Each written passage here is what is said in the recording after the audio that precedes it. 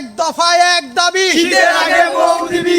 এক দফায় এক দাবি, শীতের আগে বউ দিবি। সুপ্রিয় দর্শক, এক দফায় এক দাবি, শীতের আগে বউ দিবি, এই স্লোগান নিয়ে রাজপথে হাজির হয়েছেন বাদাইম্মা সংগঠনের আজাইরিয়া পাবলিক। মানি না, মানবো না, বউ ছাড়া আর থাকবো না, একলা থাকা যায় না ঘরে, ঘুম আসে না রাত দুপুরে, খাতার নিচে ঠান্ডা লাগে, বউ ছাড়া কি ভালো লাগে, বোঝে না বোঝে না, বাপ মায় বোঝে না, ইনুস কাকু, শীত আইতাছে শীত আইতাছে। সুপ্রিয় দর্শক, ইতিমধ্যে কিন্তু বাদাইম্মা সংগঠন আমাদের দিকে দিয়ে আসছে।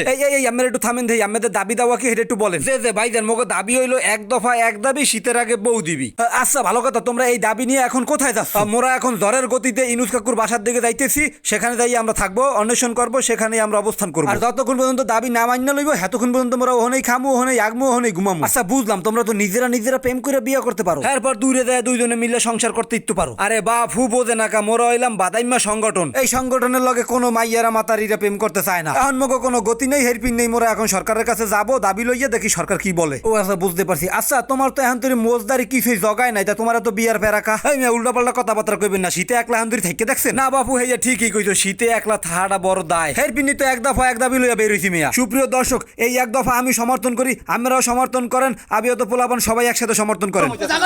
এক দফায় এক দাবি, শীতের আগে বউ দিবি। দর্শক যুবকদের মনে কিন্তু পাহাড় সমান ব্যথা। এই ক্যামেরাটা লইয়া এইদিকে আমি একটু দেখাই, এবার হালাপ করবো, তাড়াতাড়ি আয় না। আচ্ছা ভাই, আমি যে এই যে এক দফা এক দাবি লইয়া, এই যে স্লোগান লইয়া ফেন্টুস মেন্টুস লইয়া যে আইয়া পড়ছেন, বাপমার দ্বারা কি বিয়ার কথা কখনো বলছে? ওরে ভাই, নকল বিষের বোতল লইয়াও গেছি যে মোর একটু বিয়া করান, হ্যাঁ করায় নাই। ও হেইয়া, পরবর্তীতে কি আমি ফাঁসির দড়ি মরি লইয়া কোনো সময় বাপমার দ্বারা গেছিলেন যে আমার বিয়া না করাইলে আমি কিন্তু গলায় রশি দিমু? গেছিলাম ভাই, কাম হয় নাই ভাই, কাম হয় নাই। দর্শক শ্রোতা বুঝতেই পারছেন মনে কত ব্যথা, জীবনটা পুরো তেনা তেনা তেজপাতা হইয়া গেছে। হালাক করবো, বাপ মাই কেউ বোঝে না। এখন আমি যাবো হলো বাদাইম্মা সংগঠনের যে মূল হতা হের কাছে। আচ্ছা আপনাকে শীতের সময় বউ দরকার, গরমের সময় কি বউ লাগে না? নাকি শুধুমাত্র আপনাদের এই দাবি শীতের জন্যই? ওরে মেয়া ভাই, এতক্ষণ পর একটা কষা প্রশ্ন করলেন। মেয়া ভাই, গরমের দিন আমাকে দরকার নাই, শীতেই লাগবে। আরে সুবহানাল্লাহ, এতক্ষণ পরে তো গাইয়া মনের কথাটা বাইর হল্লাম। হালাক পরে কয় কে, আচ্ছা ভালো কথা, আমরা তাই শীতের 6 মাস বউ রাখবেন, গরমের 6 মাস কি আরবেন? আরে বাপু, গরমের 6 মাস আমরা হইলো মাইসের দ্বারা রাখ পালি দিয়ে দিমু, এরপর শীতেলে আবার লইয়ামু। কথা ঠিক কিনা? ঠিক। হয় মুইও মানি। আচ্ছা বিয়ার পর শীতের কালা তো মগদারে রাখপা, আর গরমের 6 মাস কাগদারে রাখ পালি দিবা তোমরা। আরে আল্লাহ চাইয়া দেখো কীর্তন, যাগো বউ মরিয়া গেছে, বিধবা বেড়া আছে, হ্যাগোদারে দিবা। আরে খোদা, বউ তো মোট